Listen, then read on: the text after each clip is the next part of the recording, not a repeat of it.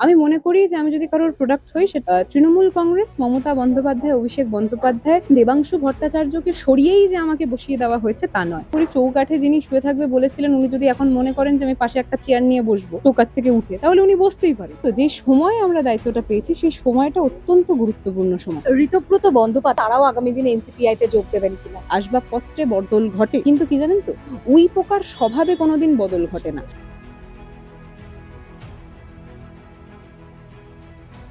রাজনৈতিক মহলে যখন জোর জল্পনা যে দলের প্রতীকটাই হয়তো হাতছাড়া হয়ে যাবে মমতা বন্দ্যোপাধ্যায়ের থেকে, তখন দেখা যাচ্ছে যে তৃণমূলের সংগঠনে নানা রকম রদবদল হচ্ছে। আর নতুন নতুন পদ যারা পাচ্ছেন তাদের মধ্যে থেকে অন্যতম সেই উপাসনা চৌধুরী আমাদের সঙ্গে রয়েছেন। সোশ্যাল মিডিয়ার ইনচার্জ তাকে করা হয়েছে, দেবাংশু ভট্টাচার্য তিনি এই দায়িত্বে ছিলেন। তারপরে একাধিক বিতর্ক সামনে আসছে যে আপনাকে দায়িত্ব দেওয়া হলো, আপনারও সেই রকেট গতিতে উত্থান, এর পিছনের সমীকরণটা কি? নানা কথা হচ্ছে। দেবাংশু ভট্টাচার্যের ভূমিকাও নিয়েও প্রশ্ন উঠছে যে তাকেও কেন এখন অতটা সক্রিয়ভাবে দেখা যাচ্ছে না। আপনি কিভাবে দেখছেন এই বিষয়গুলোকে? দেখুন, সর্বপ্রথম এই জিনিসটা আপনাদের দর্শকদের জানিয়ে দেওয়া ভীষণভাবে জরুরি যে রকেট গতিতে উত্থান যে কথাটা আপনি উল্লেখ করলেন, 10 বছর রাজনীতিতে দিয়েছি, এখন 24 বছর বয়স, তাই 14 বছর থেকে রাজনীতিটা করছি। তার পরবর্তীতে যখন 24-এ এসে দিদি এবং দাদার আশীর্বাদের হাত মাথায় পড়ার পরবর্তীতে যখন আইটি সেলের সভাপতির পদটা পেয়েছি, রকেট গতিটা আমি মনে করি না এখানে প্রযোজ্য হতে পারে। কিন্তু কি জানেন তো, যে সময় আমরা দায়িত্বটা পেয়েছি সেই সময়টা অত্যন্ত গুরুত্বপূর্ণ সময়। এবং এই কথাটা বলার একটা বিশেষ কারণ এটাই, আমাদের সকলকে বুঝতে হবে, আমরা সকলে বুঝছি জানছি যে এই যে সময়ে এখানে কিন্তু মূল লড়াইটা হচ্ছে দিদির পাশে শক্তি হিসাবে দাঁড়ানো। আমরা বরাবরই একটা কথা বলে থেকেছি যে দিদি নিজেকে কিন্তু কর্মী হিসাবে পেশ করতেই ভালোবাসেন, তাই সেখানে আলাদা করে কোনো পদাধিকারী হিসাবে আমি নিজেকে কোনোদিনই পেশ করতে ভালোবাসিনি। দিদির দেখানো পথেই নিজেকে কর্মী হিসাবেই পেশ করে এসেছি। এবং যখন কর্মী হিসাবেই নিজেকে বলছি, তখন আমি মনে করি একটা নেতার দায়িত্বের থেকে একটা কর্মীর দায়িত্ব অনেক বেশি হয়ে যায়। কেন বেশি? কারণ নেতারা ভয় পায়, নেতারা পালায়, কর্মীরা ভয়ও পায় না, কর্মীরা পালায়ও না। সায়নী ঘোষকেও দেখা যাচ্ছিল একেবারে মমতা বন্দ্যোপাধ্যায়ের রেপ্লিকা হিসেবে তাকে দেখা যাচ্ছিল। সেই শাড়ি, সেরকম চটি জুতো পরা, তিনি হঠাৎ করে উধাও এবং এনসিপিআই তে যোগ দিয়ে দিলেন তিনি, বলতেই হয়।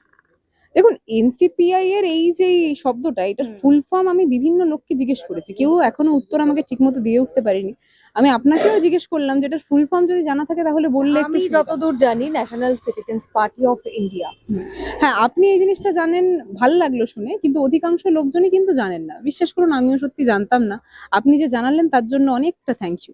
কিন্তু তার পাশাপাশি যখন আপনি উল্লেখ করছেন, আপনি সায়নী ঘোষের কথা উল্লেখ করলেন, সায়নীদিকে বলেই আমি টেনেই আমি তার পরবর্তীতে এই কথাটা বলছি যে কাউকে রেপ্লিকেট করাটা খুব সহজ বলে আমি মনে করি না, অ্যান্ড স্পেশালি যখন সেই ব্যক্তিটার নাম মমতা বন্দ্যোপাধ্যায়। সায়নীদি রেপ্লিকেট করতে চেয়েছিলেন, অবশ্যই বিভিন্ন পদ্ধতিতে উনি নিজের বক্তব্য রাখতেন, সেরকম হাওয়াই চপ্পল, তার পরবর্তীতে শাড়ি, এবং সেইভাবেই যেন তীক্ষ্ণ কণ্ঠস্বরে একটা বক্তব্য। বরাবরই আমরা দেখেছি সায়নীদিকে এই জিনিসটা করতে। কিন্তু কি জানেন তো, যাকে রেপ্লিকেট করছিলেন সেই ব্যক্তিটাকে রেপ্লিকেট করা যে এতটা সহজ নয়, সেটা কিন্তু দিন শেষে ওই কালের নিয়ম অনুসারেই যখন আস্তে আস্তে আমরা সময় এগাচ্ছি, তত কিন্তু বুঝতে পারছি যে শুধুমাত্র ওরকম শাড়ি, এরকম ওরকম চপ্পল পরলেই যে মমতা বন্দ্যোপাধ্যায় হওয়া যায় না, সেই জিনিসটাও কিন্তু আস্তে আস্তে আমরা বুঝতে পারলাম। তাই আমরা সকলে বলবো যে এই যে লড়াইটা, আর এইখানে যে এমপিদের কথা আপনি উল্লেখ করছেন, সেই এমপিদেরকে কেন্দ্র করেই আমি বারবার একটা কথা বলছি যে আসবাবপত্রে বদল ঘটেছে, আসবাবপত্রে বদল ঘটে, কিন্তু কি জানেন তো, উই পোকার স্বভাবে কোনোদিন বদল ঘটে না। তাই আগে যারা তৃণমূল কংগ্রেসে ছিলেন, তার পরবর্তীতে এখন এনডিএ এর সাথে যুক্ত হবেন বলে কোন একটা পার্টির নাম আপনি উল্লেখ করলেন, সেই পার্টির সাথে যুক্ত হয়েছে। আমি দেখছিলাম, আমি শুনছিলাম যে এরকম অনেক ইন্টারভিউ, ওই পার্টির প্রধানরা বলেছে যে তারা জানেই না যে হঠাৎ করে কি হচ্ছে। তা আমার কথাটা হচ্ছে যে বাড়িতে আনইনভাইটেড গেস্ট চলে এসছে, এই জিনিসটা কিন্তু ওনাদের কথা শুনেই বোঝা যাচ্ছে। ঋতব্রত বন্দ্যোপাধ্যায়, মানে এটাও একটা রাজনৈতিক মহলে জল্পনা যে তারাও আগামী দিনে এনসিপিআই তে যোগ দেবেন কিনা। দেখুন, সেটা তো ঋতব্রত বন্দ্যোপাধ্যায়রাই বেটার বলতে পারবেন, কিন্তু আমি যতটুকু বলতে পারবো সেটা হচ্ছে যে এই গোটা যে চক্রান্তটা, সেটা কিন্তু ওই হাওয়ার বেলুনের মতো, তো পিন মেরে ফুস হয়ে গেছে। এটা বলার কারণটা হচ্ছে, এখানে সাধারণ জনগণ যদি কোনো মানুষের পাশ থেকে হাতটা সরিয়ে নেয়, তাহলে কিন্তু সে অত্যন্ত সাধারণে পরিণত হয়ে যায়। ঠিক আছে? আমরা বরাবরই একটা কথা বলে থেকেছি যে এই সাধারণ জনগণরাই কিন্তু ঈশ্বর, অর্থাৎ তারাই তো আমাদেরকে ভোট দিয়ে তার পরবর্তীতে জনপ্রতিনিধি হিসাবে দাঁড় করায়। তো তারাই যদি তাদের কাছ থেকেই যদি বিশ্বাস এবং মর্যাদার জায়গাটা তারা হারিয়ে ফেলে, আমি আবারও চ্যালেঞ্জ টুকে বলছি, এরা পরের বারের ইলেকশনে কজন টিকিট পাবে এবং কজন টিকিট পেয়ে জিততে পারবে সেটা একটা বড় প্রশ্ন। নিঃসন্দেহে। তো হকারদের প্রসঙ্গটা তুমি যখন তুললে, উপাসনা, বলতেই হয় এই হকার উচ্ছেদের প্রতিবাদে মমতা বন্দ্যোপাধ্যায় পথে নামলেন, মানে তাকে আমরা কোনো মন্তব্য দেখলাম না এই প্রসঙ্গে। দেখুন, মন্তব্য আলাদা করে রাখার কি আছে? এইটা তো কোনো স্টেজ বেঁধে তার পরবর্তীতে মাইক ধরে বক্তৃতা রাখার জায়গা ছিল না। মমতা বন্দ্যোপাধ্যায় রাজপথে আছে। আর কি জানেন তো, এত সংখ্যক কর্মী যারা রয়েছে তাদের কাছে এইটাই একটা বড়, এটা একটা বড় নোটিস, এটাই একটা বড় সিম্বল যে দিদিমণি রাস্তায় নেমেছেন, তার সাথে আমরা সকলে গলা মিলিয়ে রাস্তায় নামবো। পায়ে পা মিলিয়ে সেখানে এত সংখ্যক ভিড় সেখানে উপস্থিত হয়েছিল, তুমিও সেখানে ছিলে।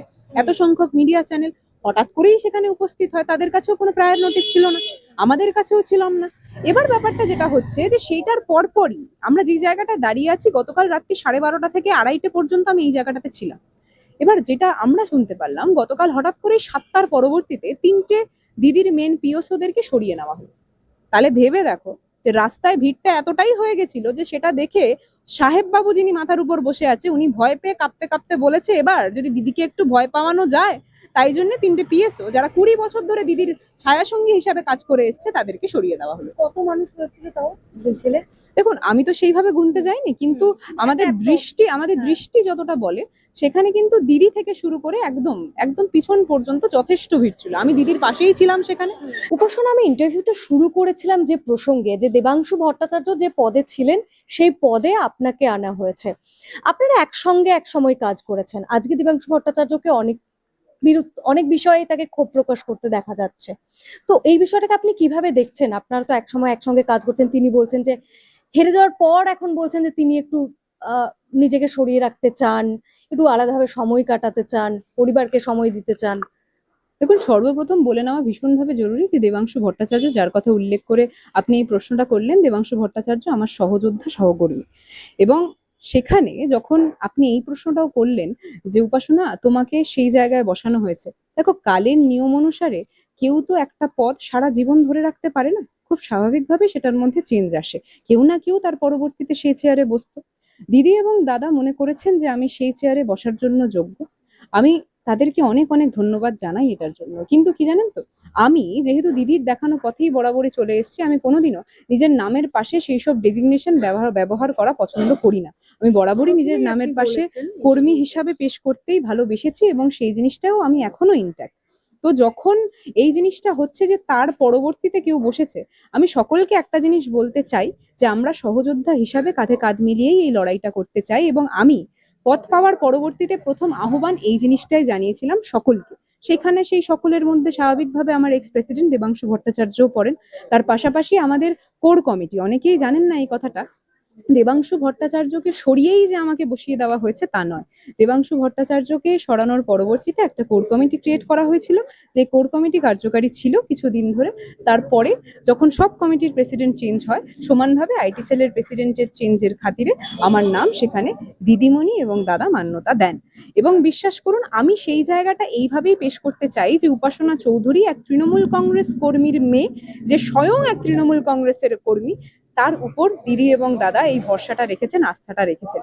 তাই কে কি বলেছে, হ্যাঁ, যে কথাটা আপনি উল্লেখ করলেন যে এই সময় দেবাংশু বলেছে যে পরিবারকে সময় দিতে চান। দেখুন, সকলের রাজনৈতিক ভাবনা আলাদা হয়। আমি সংগঠনমূলক রাজনীতি করে এসেছি, আমি ছাত্র রাজনীতি করে এসেছি, আমি আমার নিজের কলেজের ইউনিট সভানেত্রী ছিলাম, তার পরবর্তীতে স্পোক্স পার্সন, তার পরবর্তীতে এই পদ, তার পরবর্তীতে general secretary of IT cell এবং তার পরবর্তীতে প্রেসিডেন্ট। তো সেখানে আমি মনে করি যে আমাদের কিছু কাজ, সবকিছু যে বাড়িতে বসে পরিবারকে সময় দিয়ে এই সময় হবে তা নয়, এটা আমার ব্যক্তিগত মত, আমি বারবার বলছি।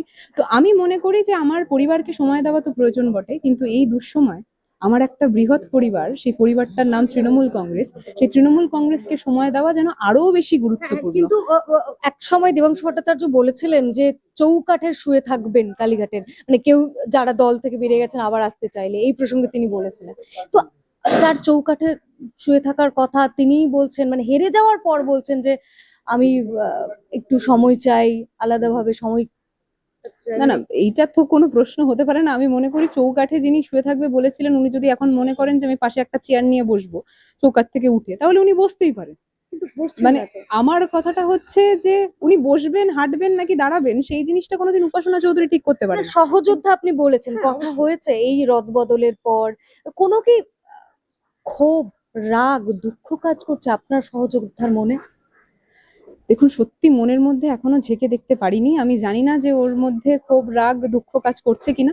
কিন্তু আমার সত্যি কথা হয়নি। কিন্তু যেহেতু হি ইজ মাই সিনিয়র, আমি বারবার বলছি, রাজনৈতিক পথ চলায় আমরা বরাবরই মনে করি যে যখন কেউ সেই পদ থেকে সরছে, নতুন কাউকে অ্যাপয়েন্ট করা হচ্ছে, আমাদের প্রথম কাজ হচ্ছে সেই মানুষটার সাথে হাত মিলিয়ে, বা সে যদি সিনিয়র হয় তার পা ছুঁয়ে নমস্কার করে আগামী দিনের পথ চলাতে এগিয়ে যাওয়া। আমার পারিবারিক শিক্ষা অন্তত এইটা। আমি প্রোডাক্ট কথাটা আমি শুনেছি যে কোনো জায়গায় ব্যবহৃত হয়েছে। আমি মনে করি যে আমি যদি কারোর প্রোডাক্ট হই, সেটা আমার ঈশ্বর জগন্নাথের প্রোডাক্ট। এবং তার পাশাপাশি তৃণমূল কংগ্রেস, মমতা বন্দ্যোপাধ্যায়, অভিষেক বন্দ্যোপাধ্যায় ২৪ বছরের একটা মেয়ের কাঁধে যেই দায়িত্বটা দিয়েছেন, যে ওনারা মনে করেছেন যে উপাসনা চৌধুরী যোগ্য, সেটার জন্য আমি তাদের প্রোডাক্ট হিসাবে নিজেকে পেশ করতে চাই আগামী দিনে দাঁড়িয়ে। এবং কারোর ব্যক্তিগত মত, কারোর অন্য কোনো ভাবনা, সেই ব্যাপারে তো আমার কোনো কন্ট্রোল নেই। কিন্তু আমি আশাবাদী এবং আমি মনে করি যে দেবাংশু আগামী দিনেও এইভাবেই আমাদের সাথে কাজ করবে। কারণ ওর যেই আগুন ধরানো বক্তব্য, সেটা কিন্তু আমাদের অনেক নিউ জেনারেশনের অনেক লোককে অনেক কিছু শিখিয়েছিল। আমরা চাইছি, আমার ব্যক্তিগত মত থেকে আমি বলবো, মাঠে নেমে কাজ করাটা এখন খুব জরুরি। তাই সেখান থেকে দাঁড়িয়ে ৪ তারিখের পর থেকে, ৪ তারিখ থেকেই চ্যানেলে বসেছিলাম, ৪ তারিখের পর থেকে মাঠে নেমেছি এবং এখনো মাঠেই আছি। আগামী দিনেও থাকবো, এইটুকুনি বলতে পারি আমার বক্তব্যের কথা। ৫-এ পা দিল ইনস্ক্রিপ্ট। এই ৫ বছরে আমরা আমাদের সাধ্যমতো শ্রম, নিষ্ঠা এবং সাহসে ভর করে চালিয়ে গেছি আমাদের সাংবাদিকতা। এক্সিট পোলে মিথ্যাচার ফাঁস করেছি আমরা। গিগ শ্রমিক, পরিযায়ী শ্রমিকদের কথা বারবার তুলে ধরেছি আমরা। প্যালেস্টাইন, বাংলাদেশ নিয়ে কথা বলেছি আমরা। বাংলাদেশের শাটডাউনের দিনগুলিতে প্রবাসী বাঙালিদের তাদের পরিবার পরিজনের খবর দিয়েছি আমরা। নাগরিক সাংবাদিকতা চালিয়ে যেতে গেলে চাই নাগরিকদের প্রত্যক্ষ অংশগ্রহণ। তাই আমরা ডোনেশন ব্যবস্থা চালু করেছি। স্ক্রিনে দেওয়া এই কিউআর কোডে আপনারা আমাদের যে কোনো অঙ্কের মূল্য পাঠাতে পারেন। আপনাদের অনুদান আমাদের নিজেদের কাজ এগিয়ে নিয়ে যেতে সাহায্য করবে।